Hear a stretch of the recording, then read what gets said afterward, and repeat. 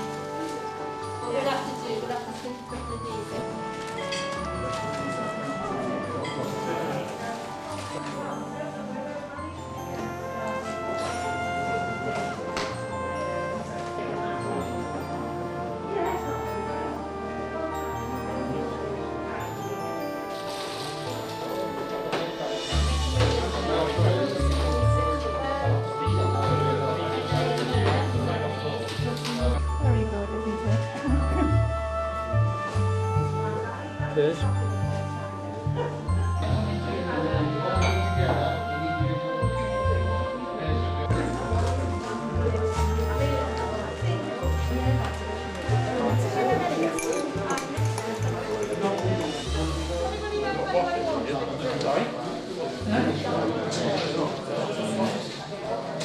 Coronavirus, and I don't mean COVID, and that's the last time those words are to be said this afternoon. The C stands for children. But it all begins with domestic violence, as you know, and as you've also seen in the press, it has more than doubled during lockdown. So